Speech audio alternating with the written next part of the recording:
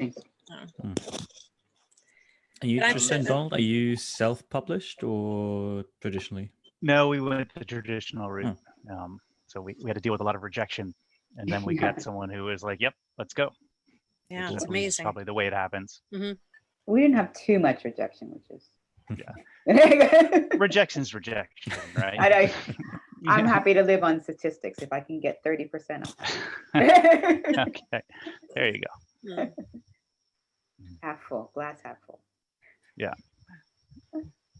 Nina, do you want to introduce, when we start in a couple of minutes, Donald and Trista? So I'll sort of do a quick intro to the day, and then Nina, you can introduce yourself, and then perhaps do a little read of Trista and Donald's profile, and then hand it off to them. Yeah. Sure. Yeah, I've got their profile right here. So good to go. Are we going to be Japanese at a certain time? Minute. I think, are we live on Facebook now? We are, but we're just going to give it a couple of seconds for the clock to tick over. You still have red splotches all over your face, though. I know. It's so embarrassing. And my watch, everything. It's just branding. Cool. The watch looks cool. Yeah, the watch looks good. Awesome. Well, it is time. So welcome, everybody, to the Glug event today. This is John Amari from Glug Tokyo and Millennials of Tokyo. Today's event is on authors focused on Japan and their publication story. My co-host is Nina Cataldo. Nina, would you like to introduce yourself and our first two speakers? Yes, thank you so much, John. Hi, everybody. My name is Nina Cataldo, and I am a writer based in Tokyo, Japan. And I also formerly worked at a Japanese publishing firm. And I'm also the founder of Hafu Ladies, and it's such an honor to be here with everyone today. So thank you so much. So first up, we have Trista Bridges and Donald Eubank joining us, and they are co-authors. So let me start with Trista's profile. Trista is an American business consultant who is the co-author of Leading Sustainability, The Path to Sustainable Businesses and How the SDGs Changed Everything. Trista is a strategy and marketing expert with extensive experience across various geographies and sectors, including consumer products, financial services, technology, and healthcare. As co-founder of Read the Air, she advises organizations on sustainability and providing them with the insights and solutions needed to transition to sustainable business models. Welcome, Trista. And with her, we have Donald. And Donald is an American writer and business consultant who is a co-author of Leading Sustainability, The Path to Sustainable Business and How the SDGs Changed Everything. Donald is an experienced manager who has worked across the IT, finance, and media industries in Asia for the past 25 years.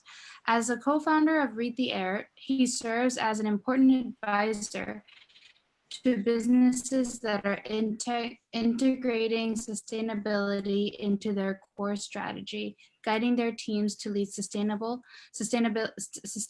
and apply critical tools for managing their impacts. So thank you to both of you for being here with us, and take it away. Thanks, Nina. Thanks for the introductions. So Trista and I are co-founders of Read the Air. I'm sorry, those bios are a bit of a mouthful. That was about 3 years ago that we started a special advisory firm to help businesses put sustainability at the core of their strategies. And we thought one of the best ways to start the business and sort of get our proposal out there was to write this book. So over about the course of a year and a half, we went out and we did more than 100 interviews with different businesses, investors, policymakers, NPOs, academics, just to find out more about how businesses were approaching the SDGs and how they're approaching sustainability. Trista, you want to say more? Sure, of course. So again, here's our book so that everybody can see. Yes. It's called, again, we refer to it, it has a bit of a long name, but we refer to it primarily as Leading Sustainably. And what is the book about? The book really is bit about the journey of sustainability for companies, right? So, and when we wrote the book, we wanted to really target it towards people who don't really work as sustainability experts, right? So people who in their jobs and in their lives are all of a sudden starting to hear a lot about sustainability, are being asked by their managers to do something with it. And we wanted to help them understand the story of sustainability in a corporate or business context. So it really starts with kind of the history around where did all this come from? Who were the main players that really made this, historically really that made this an important subject?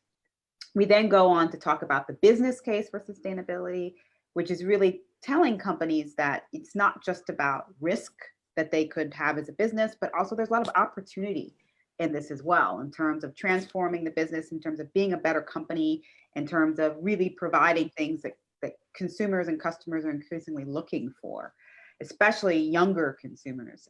That's a real key story throughout our book. Then we talk a lot about finance and frameworks. Finance is obviously really important in terms of what companies do. A lot of times they're a motivator of change in many ways, and also a deterrent of change in many ways, the finance sector. So we talk a lot about how they're changing. And then we go into some tips and tools for different companies or different industries, and then talk about where we think all of this is going and how companies can really get started with accelerating this within their organizations. So the book is really, I think it's really an interesting book for people of all persuasions, particularly people who are interested in the story of sustainability, not so much from a science perspective, but a business perspective. And I would say for us, going out and speaking to all these people all around the world, we're often discouraged a lot about discussions and the slow progress around sustainability in our societies, but there are some people and some companies that are doing some amazing things, including here in Japan. So for us, that was a real joy to be able to talk to people and to hear their stories. And lastly, I would say that when we kind of started out on this journey, we didn't know that people would actually talk to us, because we often think as companies, especially big ones, being very cagey. They don't want to say anything. They only approach us from a PR perspective, but they were pretty honest, I would say, about what's working well, what's not working well, what more they have to do, because the reality is that our business world is really not yet where it needs to be on this topic, and there's a lot of work that's left to be done. Trista, can I ask a quick follow-up on that? Sure, of course.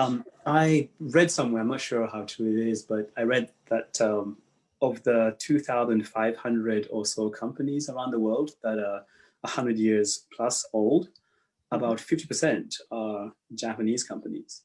Yes, yes. I think that says something about sustainability. I'm not sure exactly what. It says, for me, it says sustainability is, if nothing else, about longevity. Did you come across this statistic? And is Japan, as a country, sort of leading the way in terms of at least one measure of sustainability in terms of longevity? We did come across that. We don't talk about that so much in the book, but I'm very aware of that statistic. And if you look at a company like Mitsubishi, they've been around in some capacity for some of them 500-600 years, which is pretty incredible. Right. I think that what it would say is that in Japanese society, perhaps these institutions and making sure that they last for a long time is important, regardless of what the incarnation of what Japan looks like. So it kind of just changes, if you will. Whereas in the West, we're quite used to this idea of companies dying, right? So they die off, and then that's kind of it. And there are periods, and I'll let Donald comment on this quickly before we move on, but there are periods of time where Japan absolutely, and these companies were more sustainable than any you would see anywhere. And there was a good book, I think, Donald, you told me about, written about this topic, correct? Just Enough, right?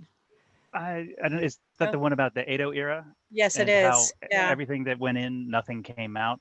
A great Yeah. book. Yeah. Yeah. Asby Brown, I think, wrote that. That's right. Yes. That's right. I think that book needs to come back out, because I think I agree. it came out at the wrong time. But Can you just remind us of the title? Just Enough. Just Enough.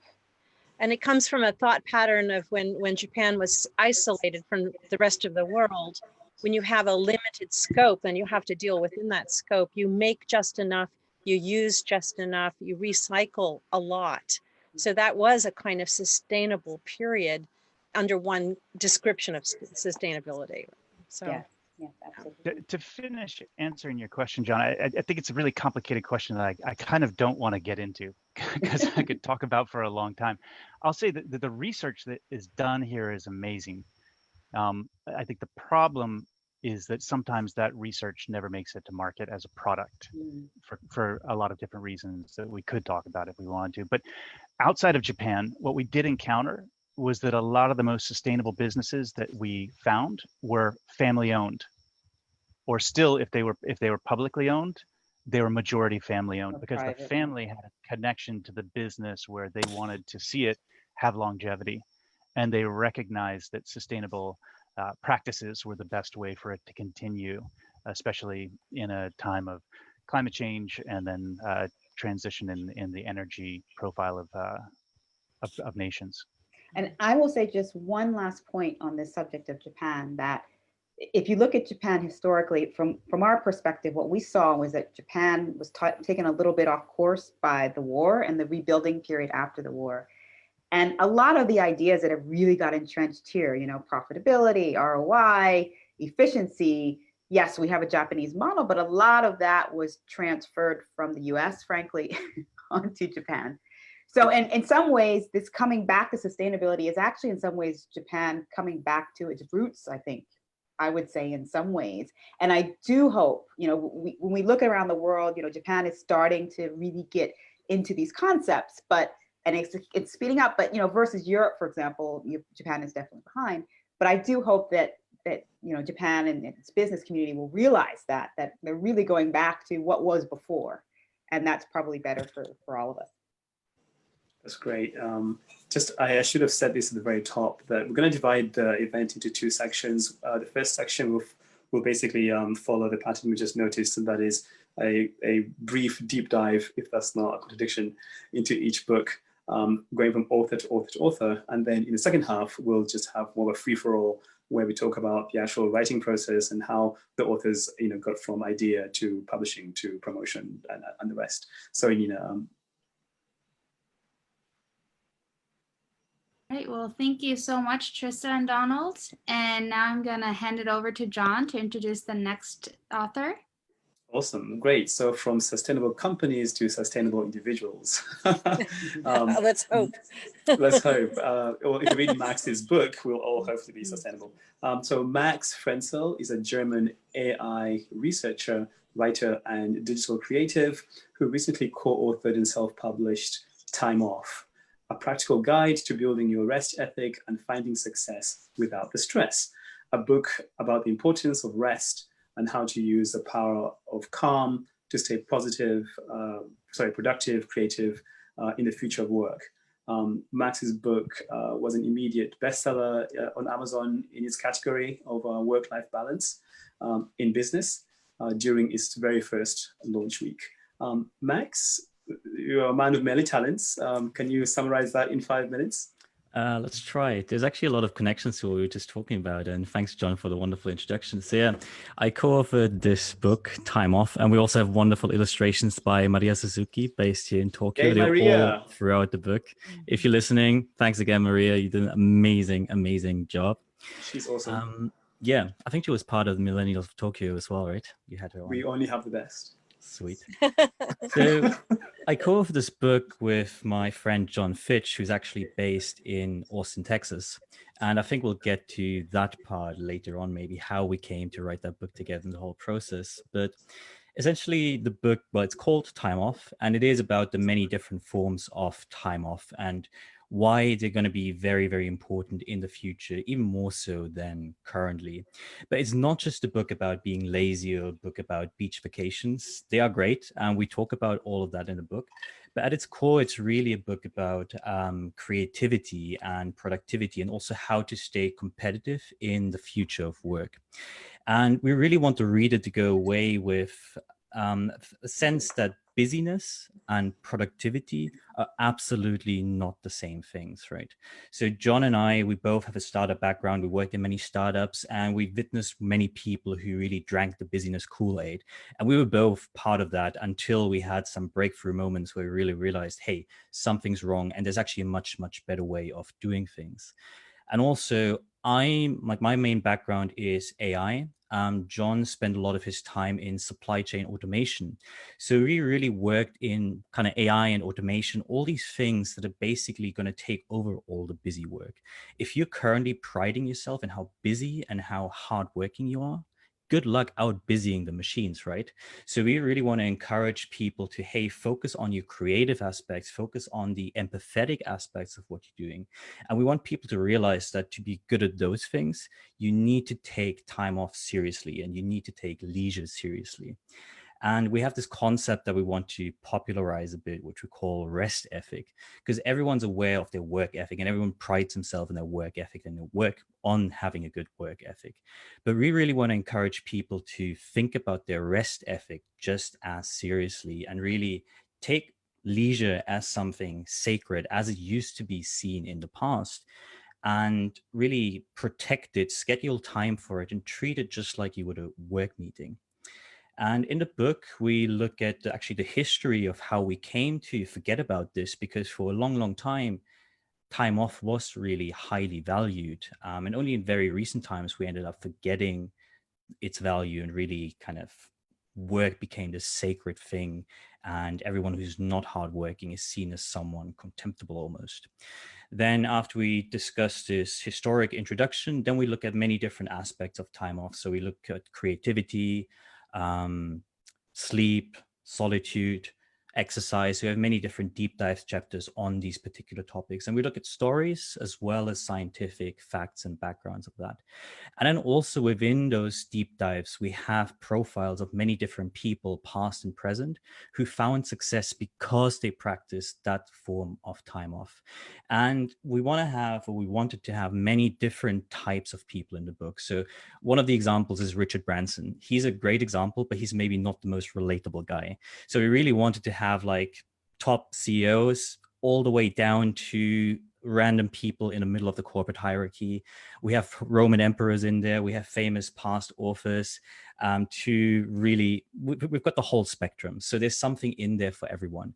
And we also think there's no one size fits all approach around this idea of time off and rest ethic. So we really want to present people with lots of different ideas so they can pick their own favorites, mix and match, see what works for them, and then really develop their own rest ethic.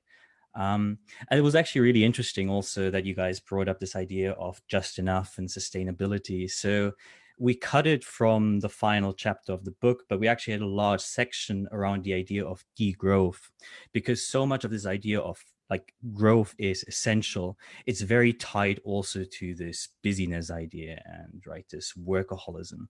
So we were actually planning to look into an entire chapter around the idea of degrowth. I don't know if you're familiar with that movement. For brevity, we decided to cut it out a little bit, but yeah, so there's a lot of relations there as well. And we also think that as people take time off more seriously in the future of work, and as people pride themselves in leisure again, those things that are currently considered extracurricular activities or volunteerism, they're going to take much more center stage in the future of work. So I think there's actually a lot of relations there. John, I think you're muted. I certainly am. Sorry about that. That's really good, Max. And actually, we have somebody on Zoom chat who's asking about deep growth. Can you just say something a little bit more about that and whether it may be applicable to Japan? I presume it will be.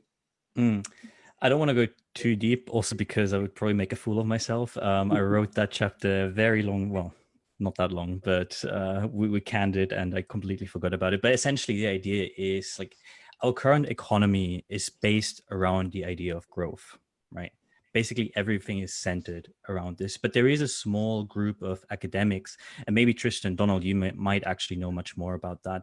But there is a small group of academics that argue or question that assumption of continuing growth, and how could we rethink the economy if we stop assuming that growth is a given or growth is a necessity. So that's very, very roughly in a nutshell.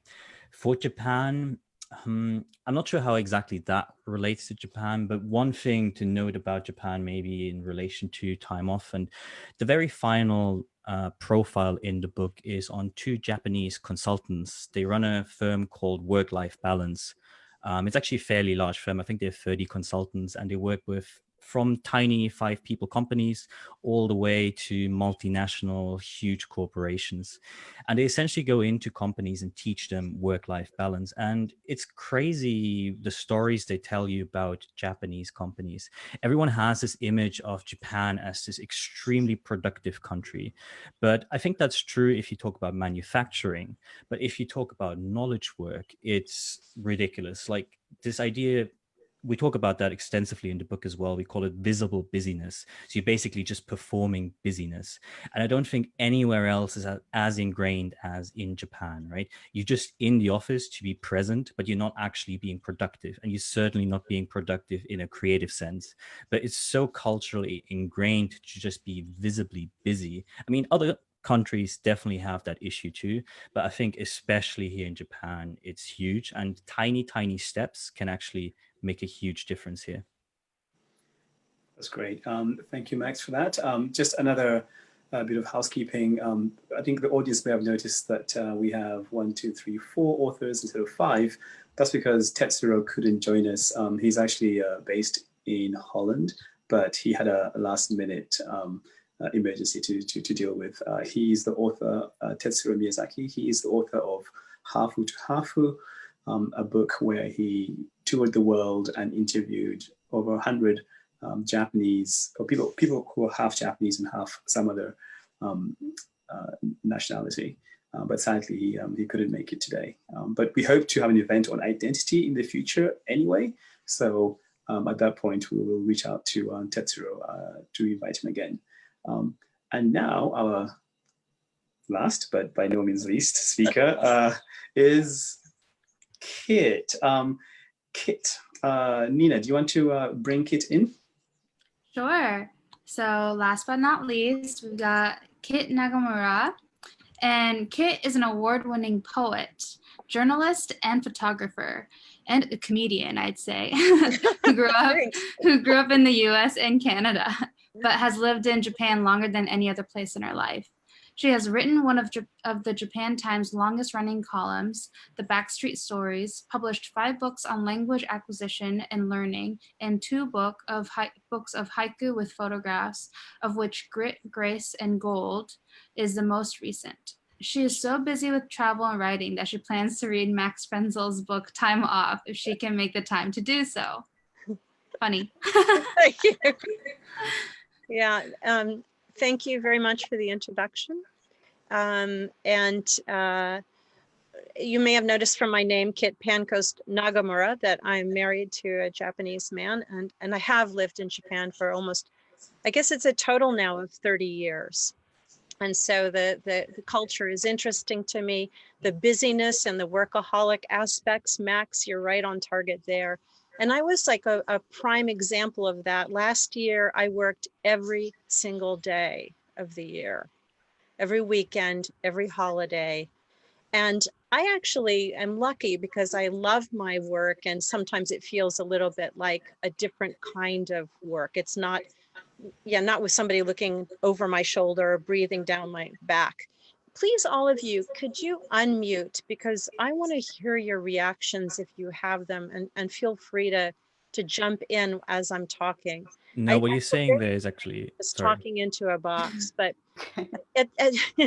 I want to hear your laughter too, if you have any. That's, a mark of a comedian, maybe. I think the great point you made there is really good, because especially as writers and as people who can make their own schedule, I think we really suffer sometimes from not taking time off, right? Especially right now where there's literally no boundaries between work and everything else. Yes, so I think we definitely need to be very aware of that. Right.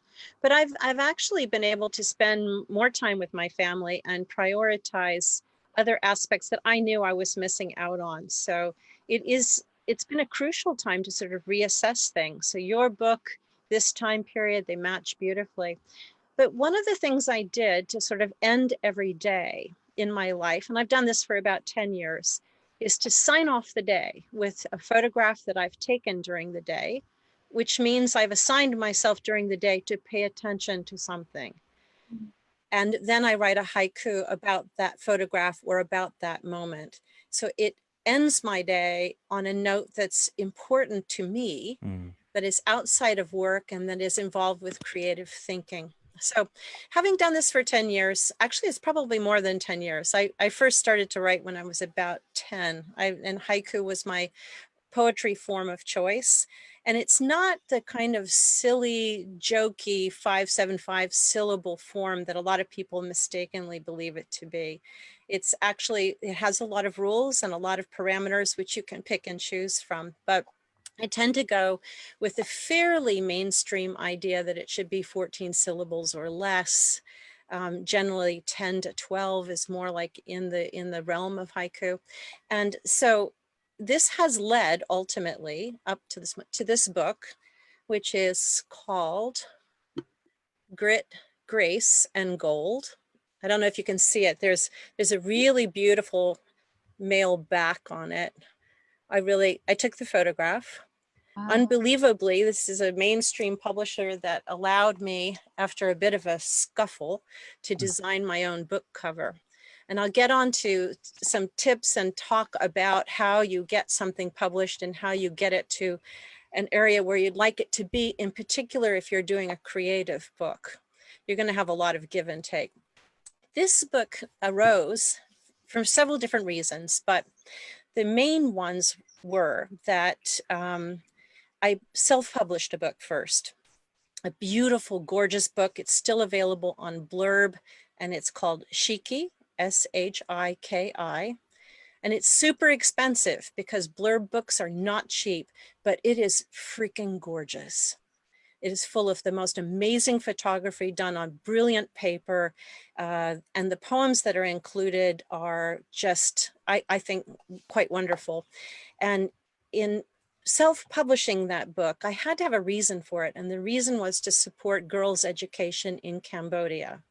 It's something that a friend of mine was working on. I wanted to support her. And I thought, okay, if I can make a self-published book go outside of myself and do something for somebody else, then I can somehow get over the gag factor of self-publishing my book.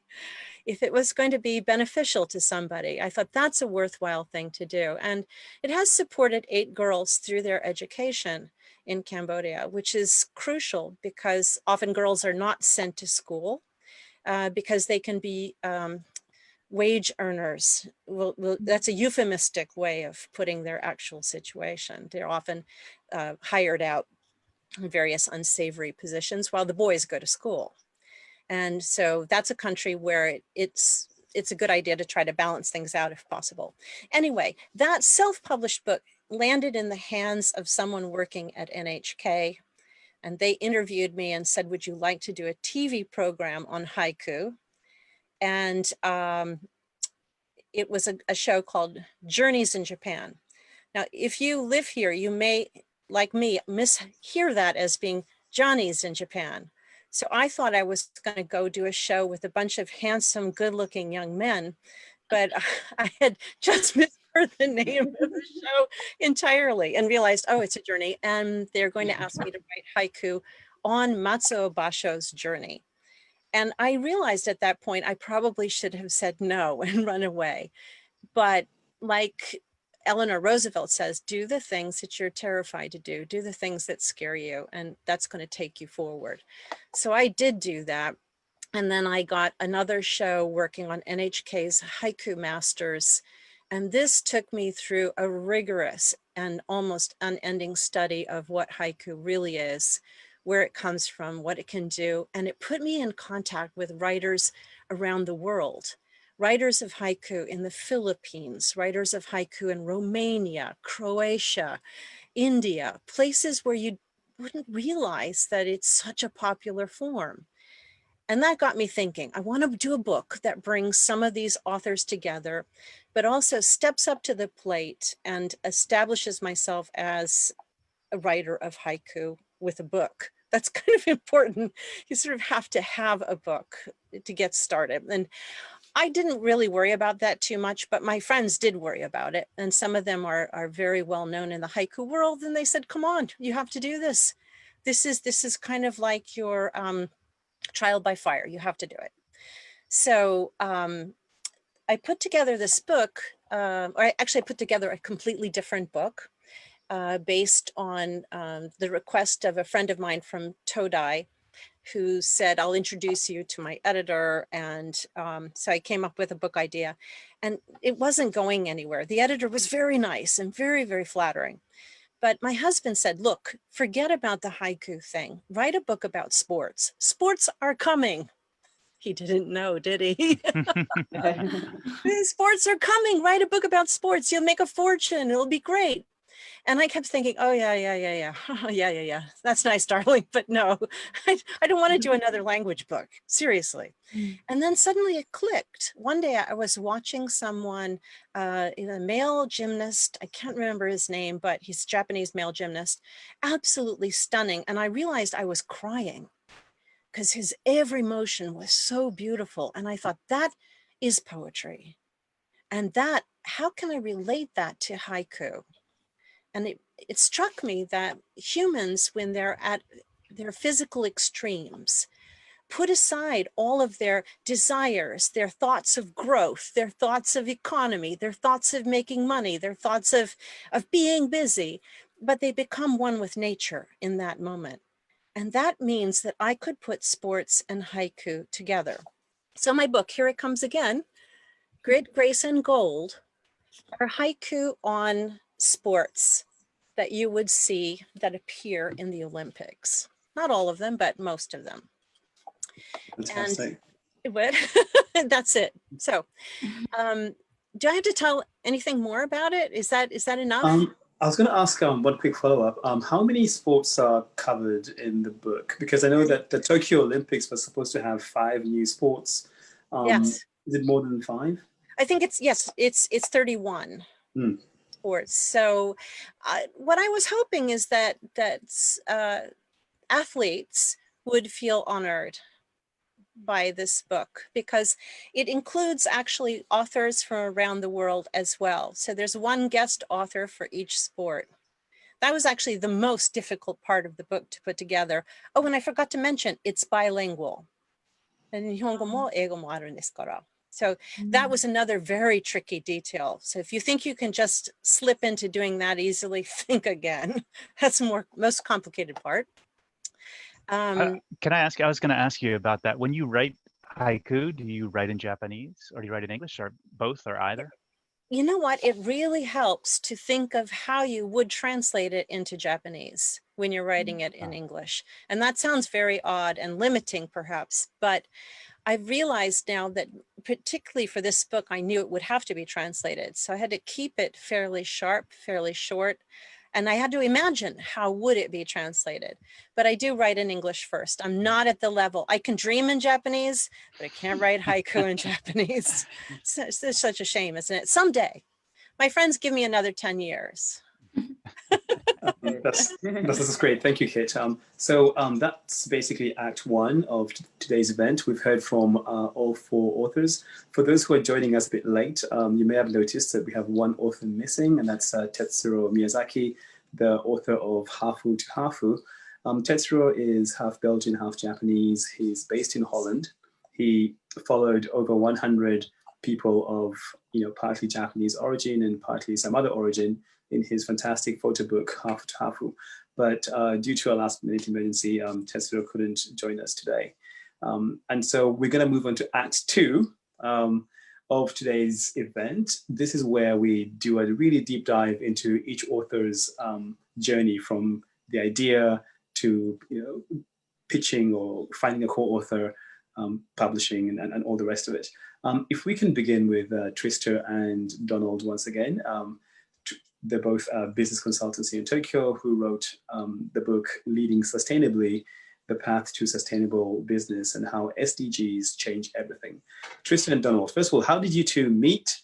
Who broached the idea of co-authoring, and what was the initial reaction? I'll let Donald answer this because he always tells the story better than me. I love telling this. we met cute. We met cute. It was her son and my daughter were in the same drama class, and so we met in the park while we were waiting for them to go to class. And over the next like 5 months, we would meet every Saturday in the park with my younger daughter as well. And we just have conversations about business, about politics, because there was a lot of politics at the time about 3 years ago, and about sustainability because the Paris Agreement was moving towards completion, and then the SDGs became a very big thing in Japan, with the government really pushing them, so you could see them in public spaces, people talking about them. So this was the subject of our conversations. And after about 5 months, that's when Trista said, let's start this advisory firm. And I said, okay, count me in. It sounds like a great idea. And about 2 weeks later, she came back and she said, I was talking with my husband and he suggested we write a book. And I said, that's it. Yes, count me in on that too. Yeah. My husband, well, it was sort of like that because my husband wrote a book about blockchain. And I thought, oh, if he can write a book, then for sure I can. He's a lovely man. He's a lovely man, but he would say the same thing. So yeah, and I think his book took like a month, right?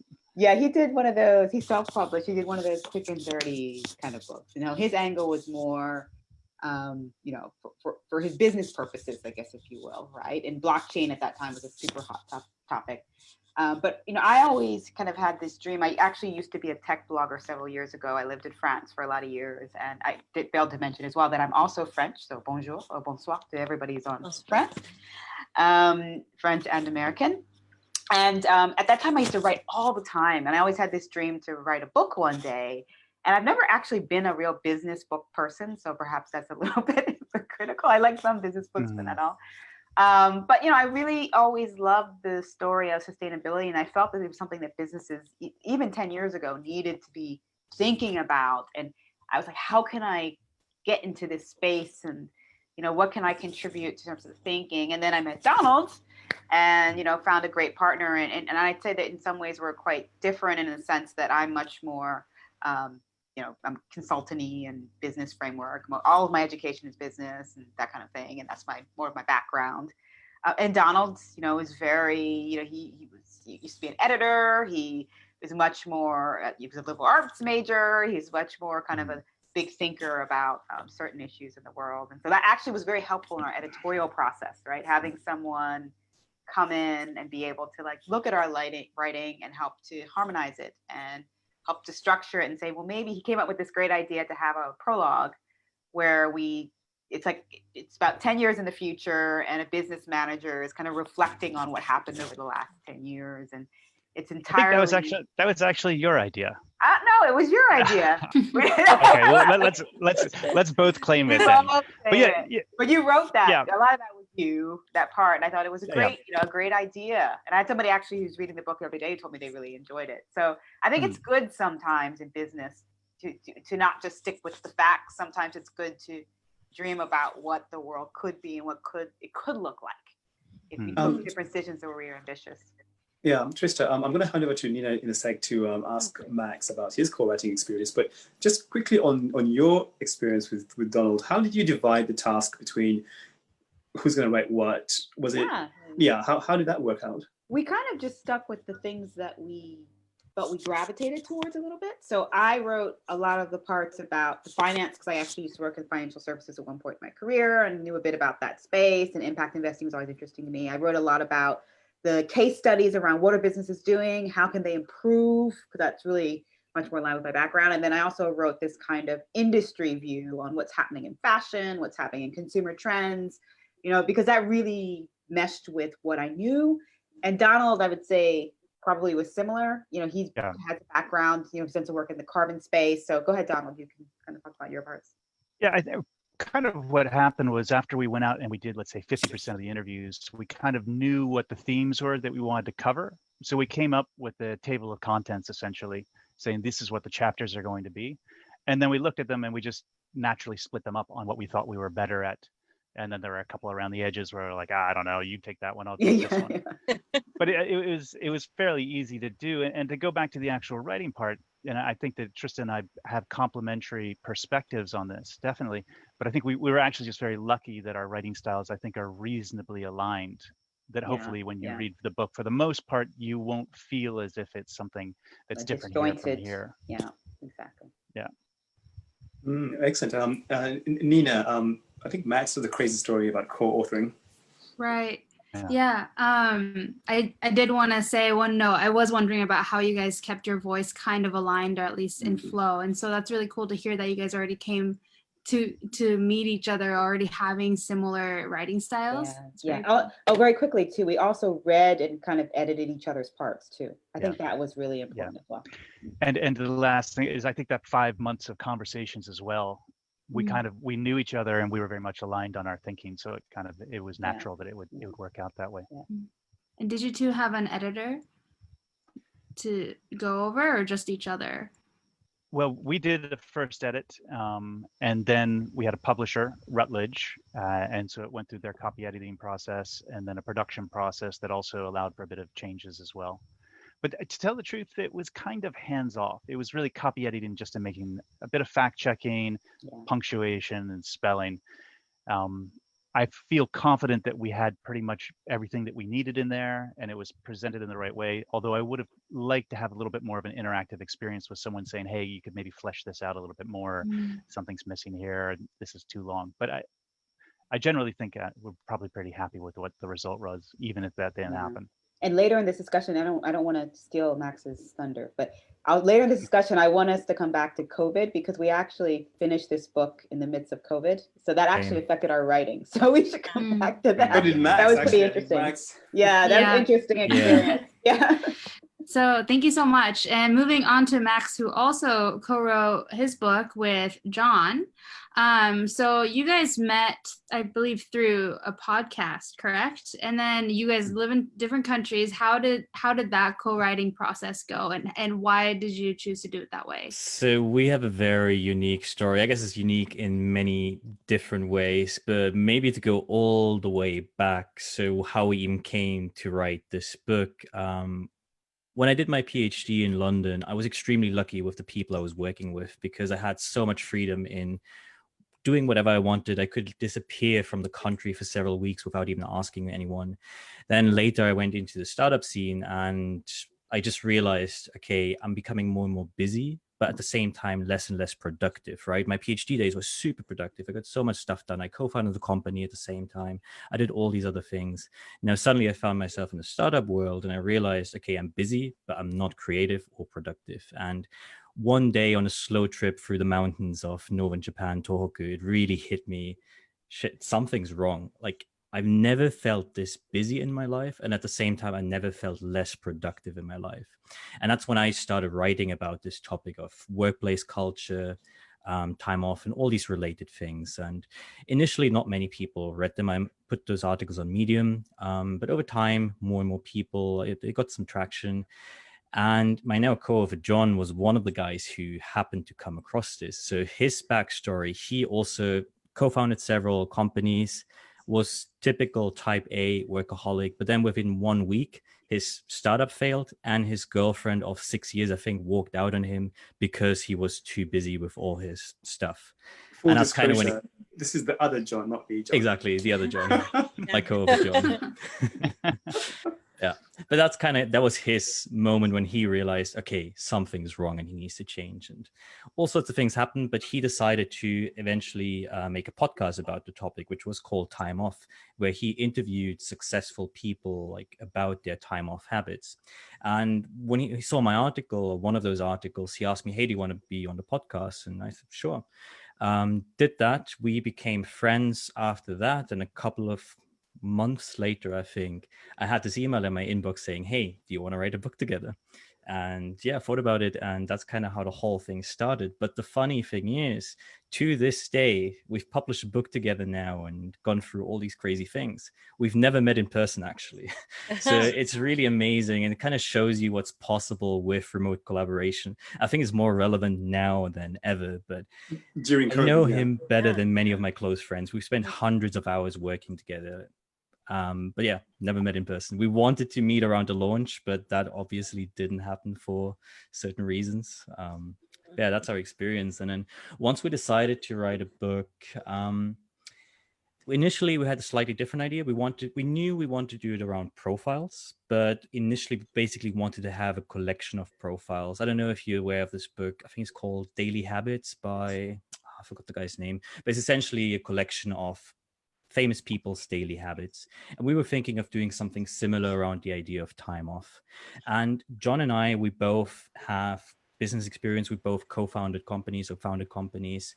And we really approached this basically like building a company. And that's essentially what we did. We self-published the whole thing. And also the book itself, we essentially treated like a software product. So we had a prototype. We got that prototype in front of test readers. We had about 20, 25 test readers, and we gave them very clear questions. And we had a very structured approach to how we collected the feedback.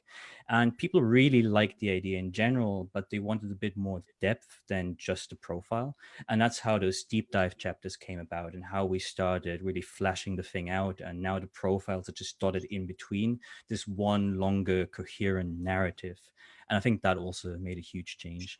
Also, very early on, we wanted to have it very beautiful visually. Like initially it was the idea of those profiles, and we wanted to have like an illustration for every profile.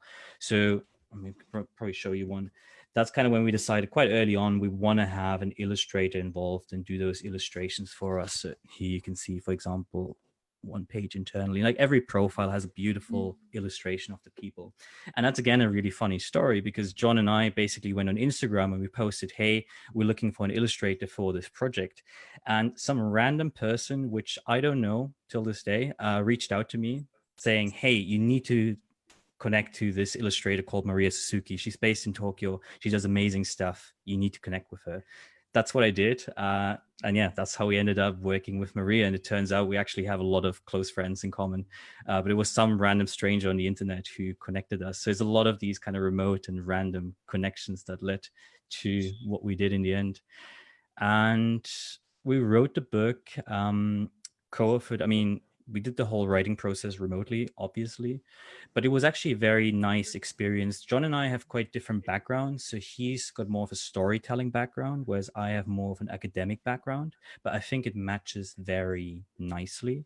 Also, actually, the time zone difference was really nice because we were working in sort of the same Google Doc essentially. And every morning when I got up, I saw some of John's new changes and I could get into it. So it's almost like every morning was a bit like Christmas morning. Like I could see, okay, what did John do while I was sleeping? And that was a really nice experience as well. Also, I think because of the structure of the book, we have those different deep dives and different profiles. It was fairly easy to actually split them up between the two, like whoever wanted to do a certain profile or whoever wanted to do a certain deep dive did a first stab at that. And then the other person would immediately go in and edit that. I think it's very similar to what Trista and Donald were talking about, like having two co-authors, you already have like almost an editor baked into the whole process. And it's very organic and like continuous editing rather than finishing the whole thing and then giving it to one person. We still got a professional editor involved, and that was the single best investment we made in the entire writing process. I mean, self-publishing a book, if you want to do it properly, it's expensive. It takes a lot of money, but the editor is by far like, don't be cheap on that. Really go for something good. And we had an amazing editor, Anne Maynard of Command C Content Editing, and we spent countless hours together going over the whole thing. And she really made us take the whole first draft apart. And essentially, she saw the gems that were hidden under all the crap that was hiding it, and basically made us rearrange it and serve the reader, essentially. Like, I think that's one key thing. As an author, you think everything that you find, all the research you do and everything you write, it's so important. But in the end, your reader doesn't really care and they're bored by most of it. And you have to realize no one really cares what you're thinking. What they care is kind of, what does this do for me? What problem can it solve, and how can it make me, how does it make them feel, right? And I think a good editor really makes you assess your own writing through that lens, and then basically rearrange the whole material that you have and polish it in a way so that it does serve the reader. Nice. So I think when we handed off the first draft, we thought, okay, I don't know, 90% of the writing process is done, all good. But I think, as a lot of writers can tell you, when you hand off your first draft to your editor, that's only where the real work starts. Max, we're going to talk about like the actual back and forth between editors and writers, sure. But I mean, you're absolutely right, and I think Donald will agree. Having been an editor before, every great writer, I think, has an awesome editor. Yeah. Because no matter how brilliant you are as a writer, you are so deep in the weeds when you're writing a book or writing an article that sometimes you forget to see, or you just take a lot of things for granted. You have so much background that a reader coming to it for the first time just wouldn't have the same background as the writer. And so there are so many assumptions that writers make when they're putting together a book or a piece. But it takes a fresh pair of eyes, whether it's your co-author or an actual editor, to see where things are missing or things are a bit too much. But just quickly on three things you mentioned there, Max, I noticed a kind of trend here, because you met your co-author online almost randomly, and then you met your illustrator online almost randomly, and you also met your editor online almost randomly. I guess this is what happens when you self-publish, right? But in the case of the editor, how did you find her? How did you narrow it down? With the editor, we were basically trying to find stuff. We were looking at books that we really liked, and we're trying to figure out, okay, can we find the editors of those books? And we were also looking at blogs of successful writers we admired, who were potentially writing about their writing process. And it was one of those blog posts. I can't remember who the author was. I think it was James Altucher, and our editor was the editor of that guy as well, and he wrote about his experience with the editor. We contacted her. We had a first Zoom call. We had an amazing discussion. We realized, okay, it just clicked. We need to work with you, and it was really the single best decision we made in the entire writing process. It sounds like you have the subject for your second book, Remote Friendships. Distributed friendship. Yes. We were already joking, we're going to turn this time off thing into a whole series. The next one is time on, then maybe time away, a book about vacations. That would be really cool. Fantastic. Well, so I know you self-published, Max, and we can dive into that a bit later on. But I know Kit and Donald and Trista, you both went through the traditional route of actually working with a publisher. How did you? Let's try Kit first. Kit, how did you pitch and reach out to your publisher, and who is the publisher of your book? The publisher of this book is Kodansha America. It's actually Random House Kodansha. I think I'm saying. Wait a minute. Scratch that. It's just Kodansha America. But it's also under a conglomerate of other publishers. So the title the insignia on the back is Kodansha. It actually is KI, which used to be Kodansha International. It's a little complicated because, as you probably realize, major publishing companies have been gathering together and separating and trying to look for supportive sources. And so you sometimes feel like you're not sure who exactly you are going to publish with and whether that publisher will be there next year. So in my case, was looking for a publisher inside Japan and was hoping for a bilingual book. And so I went to Kaware Shobo, which is a very famous publishing company that handles poetry. And I had an editor who I spoke to for a couple of years. And during that couple of years, she was enthusiastic and helpful. And she had 2 babies, but I never got one book. So, and I understood she got busy and her life kind of took her places, and she needed that time off, Max, definitely. So I was talking about this with a former editor that I had worked with at Kodansha International, who had then moved to Kodansha America. And I was writing her to say, how are royalties coming? Are there any hanging around there that you forgot to send to me? And they usually send them when they're ready to, but if you remind them, sometimes it comes a little faster. So I talked to her about this book idea I had, and I said I wasn't really getting anywhere with it. And she said, well, send me a proposal in a day or 2. and I'll take it to a meeting because it sounds like a great idea. And this is Tomoe Sumi-san, who's become a very good friend. And I assumed that she would be the editor of the book. It went through several meetings, and the proposal, luckily I know how to write a proposal because I worked for Kodansha, the main company here in Japan, for about 20 years. So one of my jobs was to look over proposals, and boy, if I can't write one of those in my sleep, who can? But they're complicated, and it's not something you can easily write in a day. So I completely busted my ass to get that thing in time. And when you do that, you need to tell people why your book is important to them. Why would they want to read it? You need to list all the books that might be similar that have already been published and explain why yours is different. You have to tell them what readers would exist, how would you support it, where would you sell it? I mean, the list goes on and on and on. Then you have to provide your own written record and a synopsis of chapters that you suggest. It's complicated. And I know you guys are all shaking your heads, so I think you've probably been there and done that.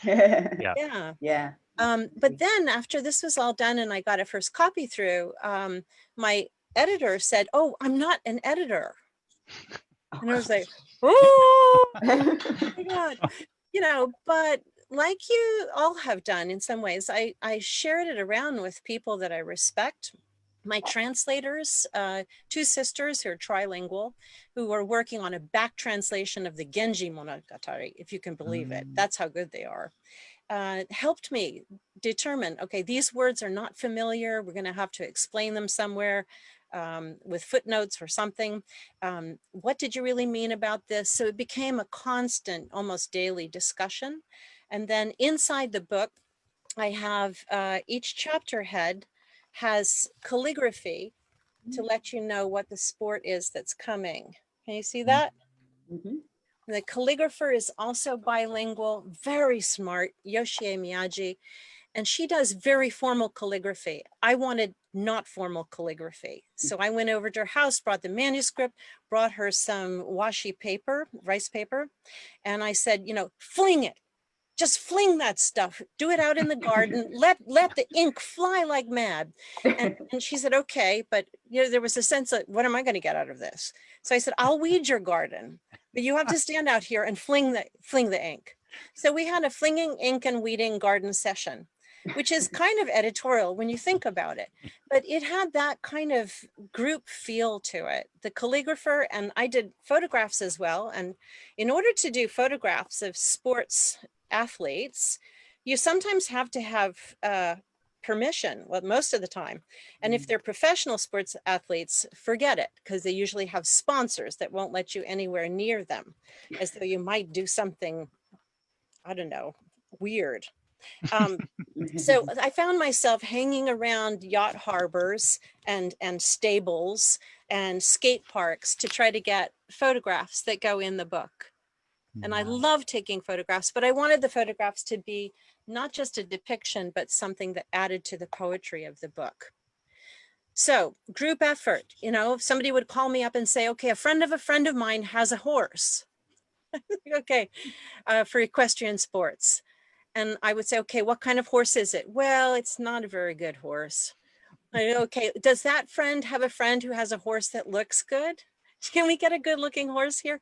It took me a year to do my book, and you may understand now why. Awesome. And Nina, I think Trista and Donald have a interesting pitching story for their own effort. Yeah. And can I ask, you can answer this now or after Trista and Donald speak, but you also have experience self-publishing. So I'm curious to know the difference. And then, I think self-publishing nowadays might be easier than if it were a few decades ago. I don't know, but I'm just curious about the difference that you felt through that experience as well.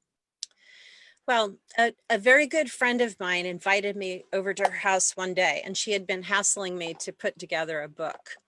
And I said, I really can't do that. It feels so, I don't know, it feels autoerotic or something. So I just can't.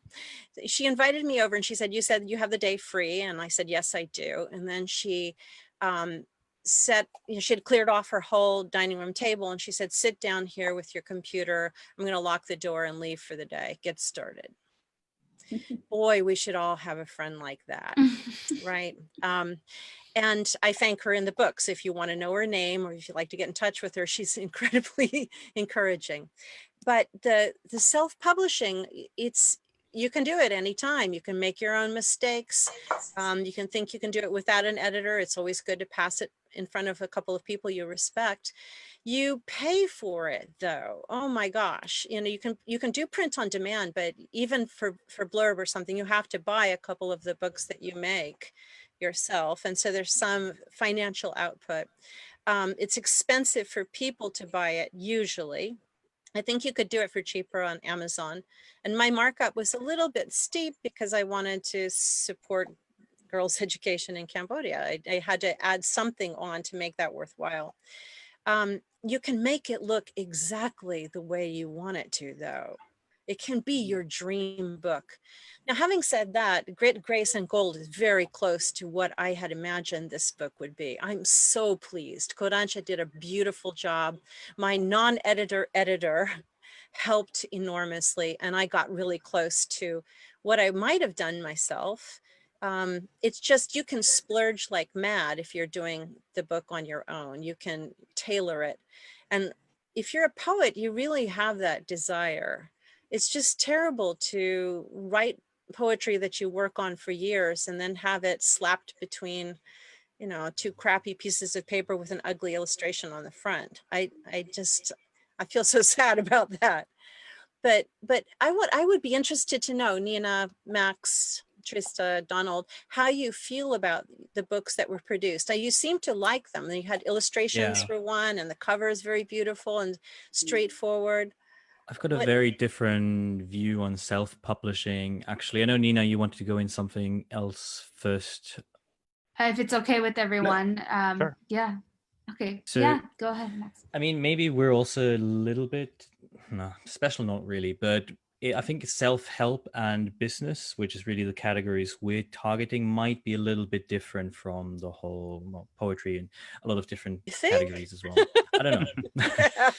There might be a lot of overlaps, probably more than we'd think, but yeah, it might be fairly specific to those categories, so I can only really speak to those. But basically, we spoke to a bunch of authors we really respect, and everyone was giving us the same advice. Do not go with a traditional publisher unless they make you a ridiculously good offer, which is probably not going to happen unless you, I don't know, J.K. Rowling or something. I mean, you're right. It takes a lot of effort. And also there's a lot of really, really bad self-published books out there.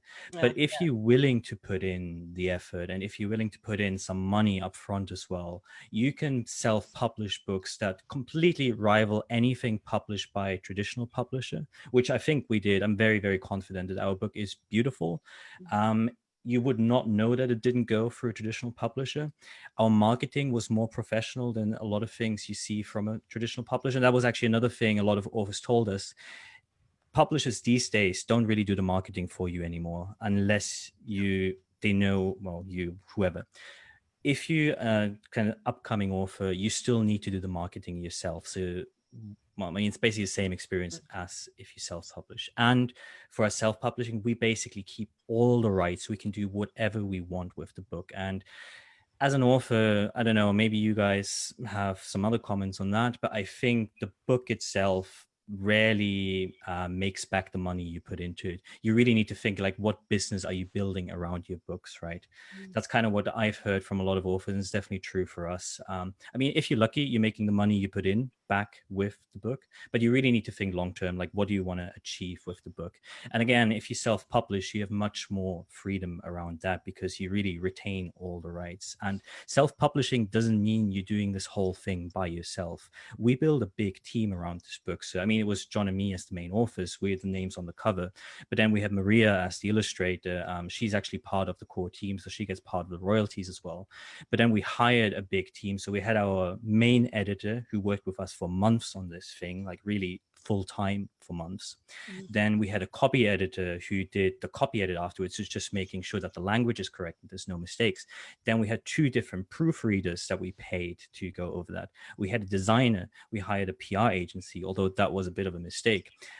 We had a virtual assistant who helped us with a lot of the outreach and coordinating podcast interviews and articles and all these kind of things. So we did basically the whole job that a traditional publisher used to do for you, but a lot of people are telling us this is not really the case anymore. So for people in the business self-help area, everyone was recommending to us, do Help yourself. publish yourself. And if you're willing to put in the time and the effort, and if you're willing to learn all those different things, and if you have some experience building a company and doing the marketing and all that stuff, I think it's totally the right way to go. And I would definitely go the same way again. Now, the only difference is right now we're talking to foreign rights agencies, actually, or we hired a foreign rights agent, and they're selling our translation rights basically to foreign publishers. So we only took care of the English version, but now we're handing it over to foreign publishers, and they're going to do everything there, because we don't want to go in every single foreign market and, like, say, I don't know, last week we sold the rights to a Taiwanese publisher. We don't want to be the ones who then have to do the marketing in Taiwan ourselves. There we trust in a foreign publisher, and also there they have much more skin in the game, because there they paid for the agent, they paid for the translation. So there's actually much more likely that the publisher themselves will do a big marketing campaign for you. Whereas if you're publishing in your local market, the publisher will expect you to have the network and will expect you to do the marketing for yourself. So that's just my experience. Max, that sounds sorry, right. Kit, can I just quickly jump in here? Max, I want to get back to you on a question that we're getting on the Q&A part. And that is, how much in terms of ballpark figure did you guys spend? But before you answer that question, I'll give you some time to think about it. I just want to carry on with the pitching aspect for Donald and Trista. So I know that, you know, Kit, with her background in the publishing world, was able to rely on that. But for both you, Donald and Trista, your background is not publishing. How do you do the proposal part, and how do you eventually find an editor or a company that was willing, Palgrave, to work with you? Yeah. So Kit, I want to come back to your question about the appearance of the book, and Max, I actually have some comments and questions for you, but you start with the list. So many things with this book and with like business for us, you start with a list. We came up with a list of publishers because we didn't have a connection that said, hey, would you write this book for us? Or who we thought would be the one. Now, when we had that list, we went through it, and I actually spoke with a friend of mine who's in publishing in New York, and he said, this is probably the imprint you want to talk to, and this is the editor there that you want to speak with.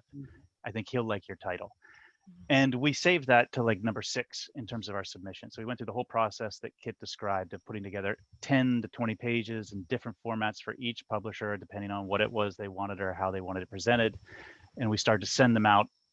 And we did that before the one that we wanted because we just wanted to get it tight. And then we got to the one that we wanted and we sent it in, and we held our breath, and we were waiting for responses from the others. And, you know, sometimes they say it's not part of our program right now, or we're not covering this kind of title right now. And that editor was like, this is really nice, but it's not our program. But go talk to this person at Routledge. And they said, go talk to Rebecca. So we did another version under Routledge's format. We sent it to them, and then we sent it to a couple more. And then we were a little bit getting worried. And actually, this gets into the conversation about self-publishing versus traditional. We found, or Trista found, a site called Publishizer. That's correct? Yeah, that's it. Yeah, you want to describe what that was? Because this is probably for any aspiring authors out there. If you're thinking about self-publishing, and Max, this is maybe even something you could look at still. Publishizer is a good place perhaps to start.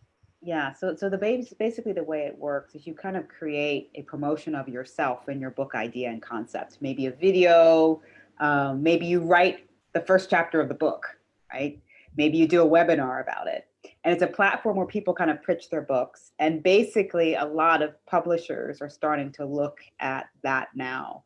And they use it kind of as a way to, and I think it's the way it works as well is that people can directly buy your book, right? So it's kind of like pre-sales. It's almost kind of like a Kickstarter campaign for a book, really. Yeah.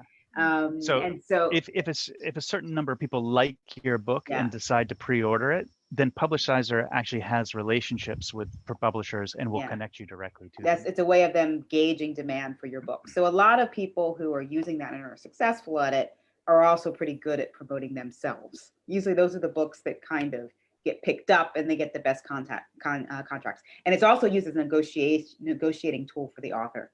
Because And so oftentimes you use Publishizer? so we started to use it. We filmed the video and everything, and Yeah, then we had edited the video. It was we we had were about to upload it. and then we didn't do it because we got this contract. We actually, Donald, I don't know if you mentioned this, but we actually got That's- three contracts, which is interesting. So we got Yeah. Routledge, Routledge is more squarely an academic publisher. And we were kind of debating whether we wanted to go with an academic publisher. But then we said, you know what we do a lot and what our background is, you know, in consulting and training and development. So, you know, we very much strongly felt that academia needs to be talking more about this subject, period. And we felt that we could contribute something to that discussion. So that was part of our thinking around Routledge. And also they kind of have global reach, and we were not really at the point, I think, to be able to take it all on our shoulders in that capacity, right? Although we'll come back to the marketing in a moment. We also had another one that said, I really like the book, but I want a book more about X. I want you to just focus on this part of it, what you pitched me. And so we weren't really prepared to do that, although what this person wanted is actually something we're talking about for a future book, which I think we would conceive quite differently than how this book was written. And then the third person was actually a very passionate, smaller publisher who focuses specifically on environmental and sustainability topics. And we really were thinking about going with him. I think that he would be fantastic for a book that, not that our book isn't a passionate book, but a book that's really a story, the story that's maybe targeted more towards individuals, right? And users, people, that type of thing, as opposed to maybe businesses in the business community in the broader sense. So that was kind of interesting. And all that kind of happened around the same time as we were doing the Publishizer video. And we opted to go the Publishizer route, or the editor route. Trista, Donald, how many proposals did you write? You said you had 3 offers, and that was out of many. It was 12, I think. Was it? I think about 12, yeah. About 12. So that's not that bad, I think. And then each one takes a certain amount of time. Yeah. Well, the first one is the hardest, right? And then after that, you can kind of customize and adjust and move stuff around and try to customize it towards their angle, you know. So. But it was a nice process, as Kit describes, because we'd written, I'd say maybe 60% of the book or 70% of the book, but that actually kind of helped us nail down the last things that we needed, and especially in terms of things, positioning, who's the audience, and all that. So that was very helpful. And I wanted to jump in for a second because one of the reasons I actually chose not to self-publish the book, aside from needing a kind of somebody there with a whip to say, get on it, get on it, get on it. But it's Penguin Random House and Kodansha together. Those are 3 big houses that are behind this book. They gave me what's called an advance, which means and for poetry, that's almost unheard of. So I had to take that really seriously because I began to think, okay, success, without the success, what happens to other poets that want to publish? To get an advance is such a wonderful thing. If you're a poet, you're not reaping in the money. You probably don't have some poetry company somewhere where you're making a great living. So having an advance is extremely important. It keeps you on task. And then if you don't finish the book, you have to pay it back. Okay. Well, I mean, yeah. So talking about money, actually, there's been a couple of questions asked by the audience already. Before we get to Max's story about how much ballpark he and his co-author spent, Trista, Donald, did you guys get an advance? Or, I mean, can you talk money? Yeah, we did not get an advance. We asked for one, but we did not get one. And we weren't really, I mean, of course, we'd love to have an advance. Who doesn't want to have an advance? But we were kind of okay with that. We were like, this is our first book. We felt kind of good about what we'd written. We felt that there would be a real need in the marketplace around it. And so we didn't actually get an advance for this particular book. And I think it has to be said, we never went into this thinking that it was something we'd be making money Exactly. with. Yeah. That's another thing too. Yeah.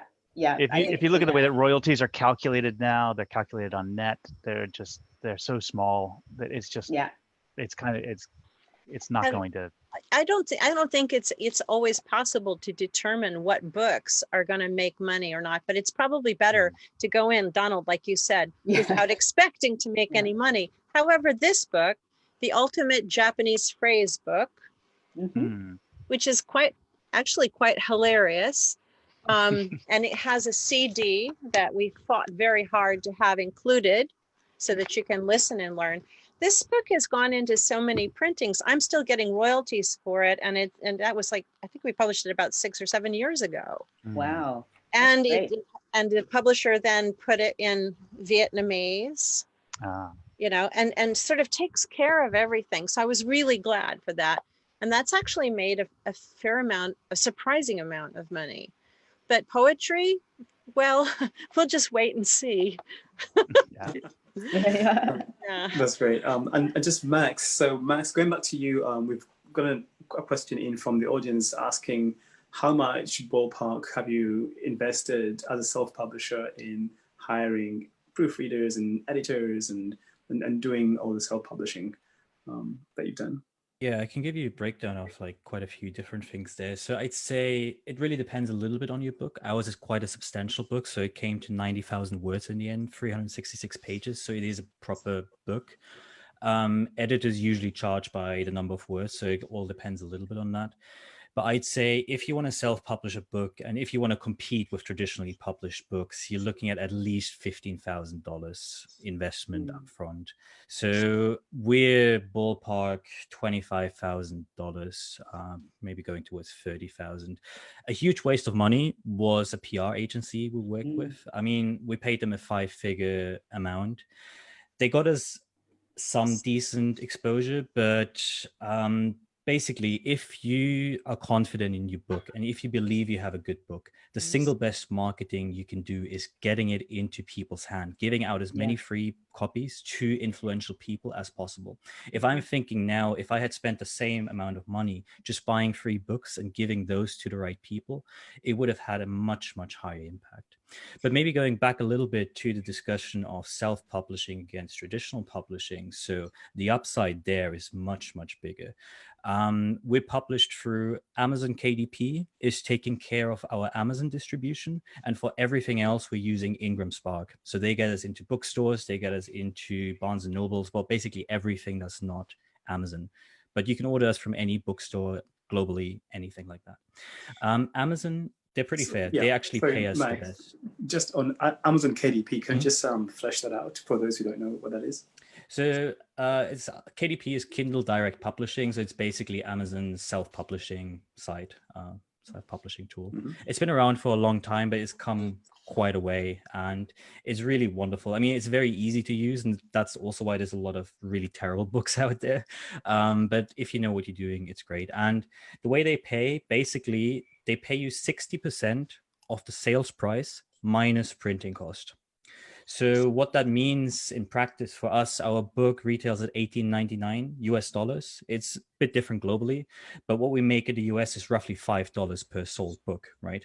And it varies a little bit by market. In some markets, it's as low as $2. Japan is actually quite low. The printing costs here are surprisingly high, but I'd say on average, we make $3.50 per book, which if you traditionally publish, that's completely out of the question, right? Wow. And also we retain all the rights to all the material. So as I said earlier, if you're publishing a book, you want to think about the business you're building around that. My co-author, John, his main job right now is facilitating workshops and building workshops and going into big companies and basically teaching their staff creative skills and all that kind of thing. So we're planning to build a business around the idea of time off and consulting and coaching around that as well. We now have any right, we can do whatever we want with the material. We didn't sell that off to a publisher or anything. So we can do literally anything we want. Now, and I mentioned the foreign rights, there is a bit different. There we're really selling these particular rights to that one language market to a particular publisher. So as I said, last week we actually sold the rights to the Taiwanese market. They paid us a $2,000 advance. And then we get the royalties. I think there it's like 7% royalties once it actually gets published. And again, we're very lucky because we worked with the agency. So we had a lot of foreign publishers actually reach out to us early on. We had a pretty big Fast Company article that was really shared widely, and that got us a lot of traction. So we had Russian publishers, Korean publishers, lots of different publishers reach out to us, but we decided to work with a foreign rights agency. And the Taiwanese publisher, for example, they initially wanted to write to every Chinese speaking market, so Taiwan, but also mainland China, Macau, all the others. Our foreign rights agency basically said, no, you guys are only getting the Taiwanese market for that one, because China is way huger, way bigger. So we can actually go separately to a Chinese publisher and get from them a much bigger advance for the Chinese markets and completely separately sell those. So there it's much more like a traditionally published setting. Great, fantastic. And just going back to, well, actually, Max, on the foreign rights agency thing, how much does that set you back? Nothing at all, actually. Well, in upfront costs, basically the foreign rights agents, they take 20% of the advances as well as the royalties, which is an extremely fair deal if you think of what you're actually getting out of it, because we'd never reach the same publishers that they're reaching. And also, I mean, they negotiated this deal, Taiwan versus all of China. And also they actually increased the advance from 1,500 to 2,000. We would have no idea like what prices to set and all these kind of things. That's great. And another question from the audience. No one's mentioned an agent yet. Did any of you use an agent to,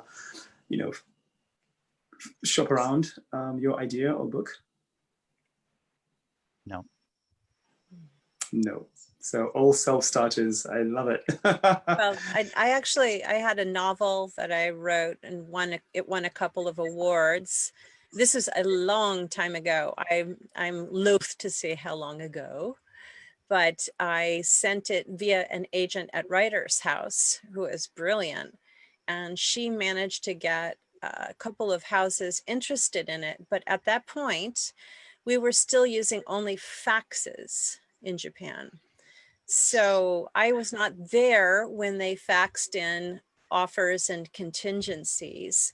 And when I came back from my happy little vacation, the entire roll of fax paper was all over the floor of the apartment. And I think I lost a deal that way. Man, am I glad for computers. Yeah. But a week later, I found out I was pregnant with my son. So, I needed my 10-year nap there. Right.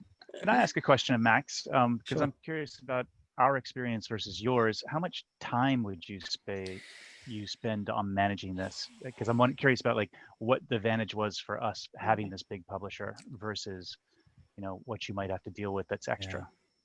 That's a very good question. And the short answer is a lot of time. Yeah.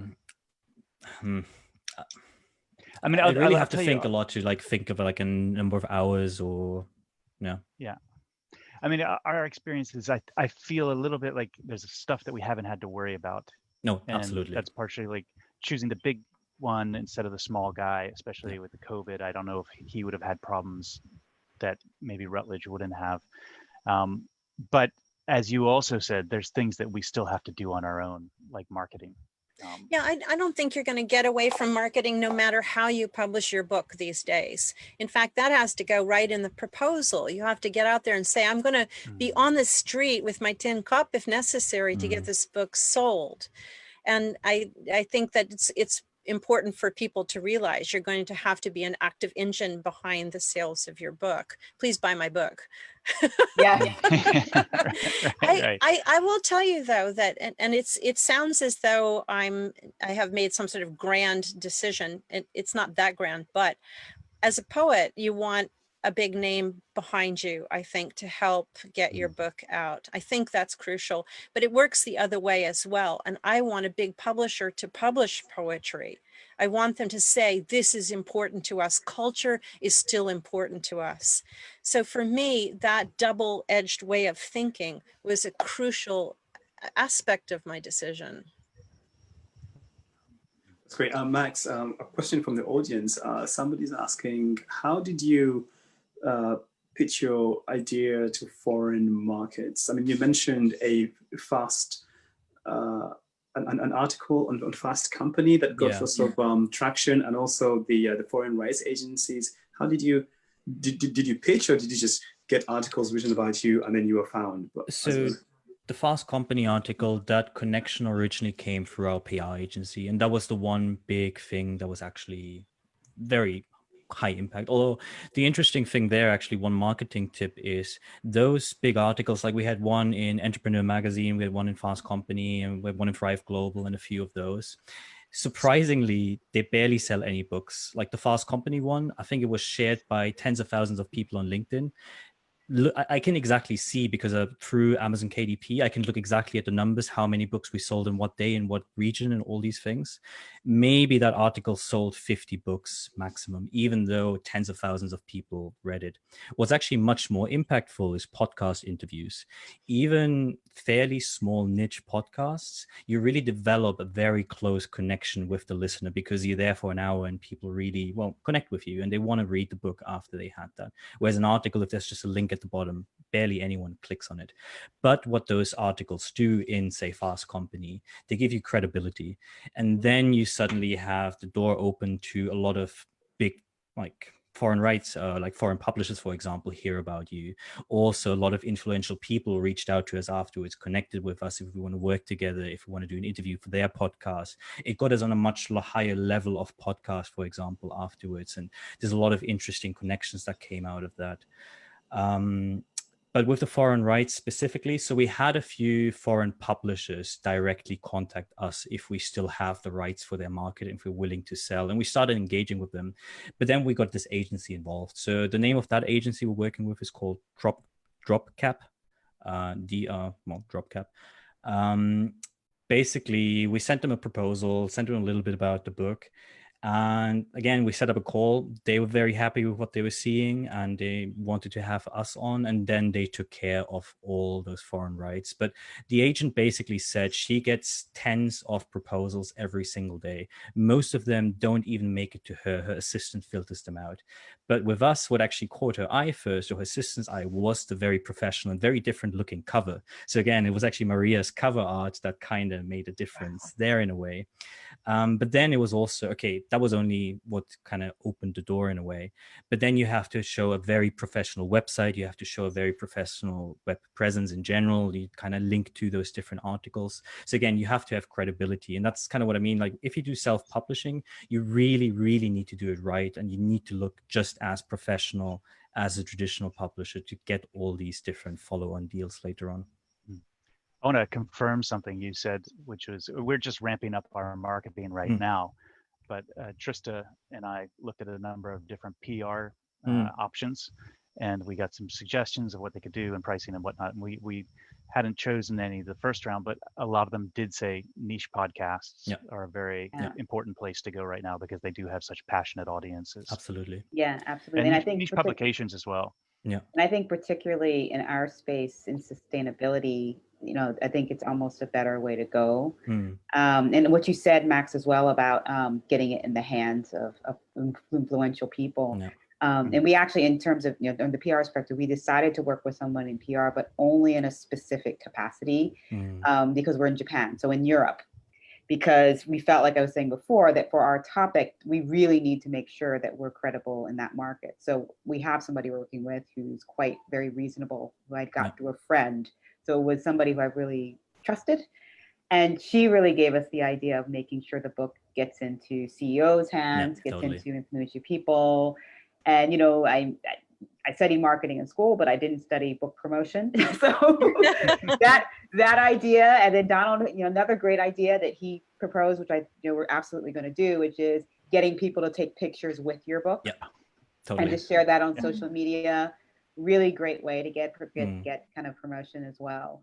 But you know, there's all kinds of creative things that need to be done on that. Yeah, two quick things on that. Maybe one thing that's really working is hire a virtual assistant, very cheap compared to a PR agency, and then have them do something very specific. Have them listen, or first maybe you identify the podcast, maybe you actually ask them to identify a relevant podcast, but then ask them to listen to a recent episode with a guest who's kind of similar to you, highlight key points that are interesting, and say, say, oh, in an email, hey, I listened to your recent podcast. You were talking about this and this. It was really, really interesting. I'm working with my clients, these authors of that book.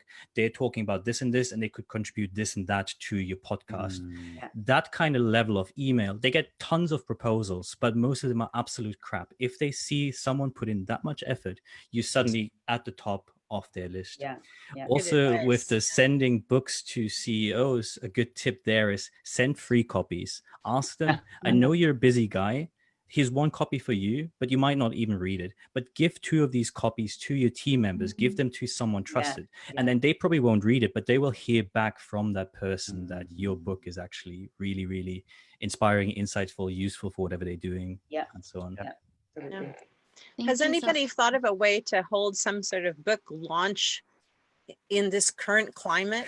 I mean, my book came out in March. Can you imagine? March, perfect timing. Yes. I was trying to think, how could I get people together to sort of celebrate it? You really want to do that.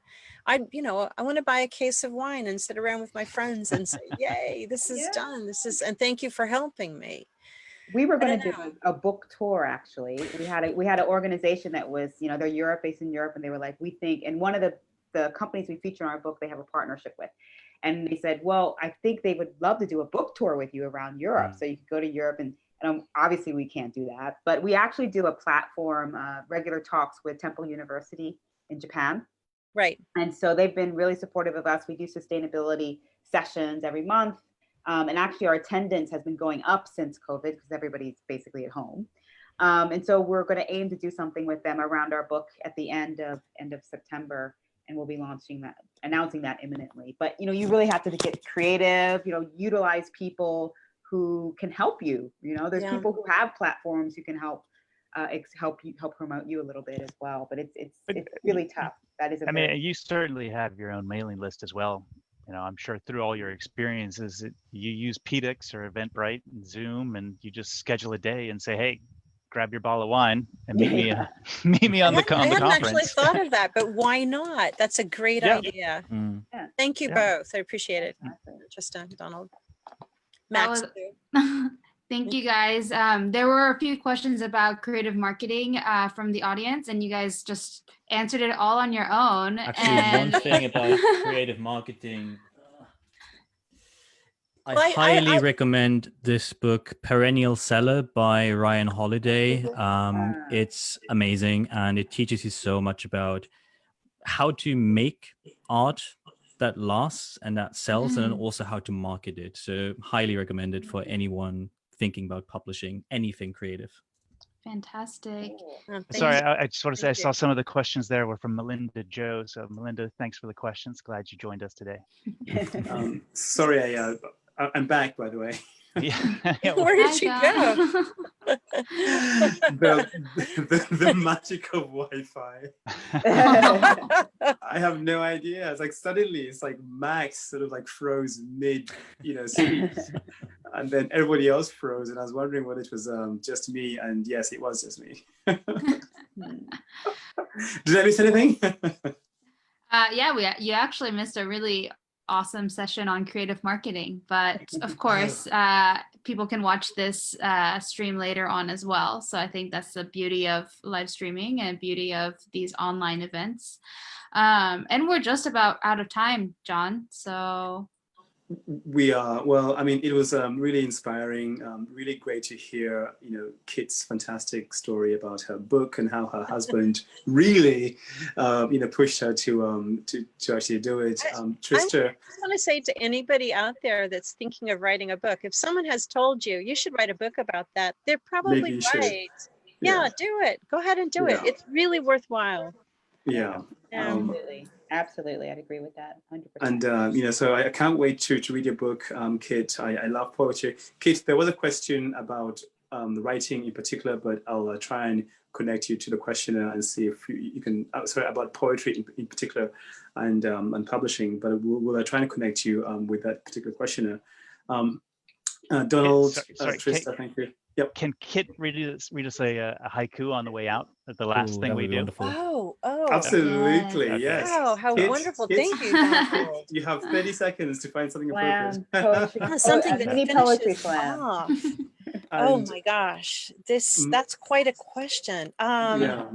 And also, Max, before we go quickly, Max, I really can't wait to read your book. I know that Maria Suzuki made some beautiful illustrations, and knowing your background in AI and John, your co-author's background, I think both of you will bring something really interesting to the whole story.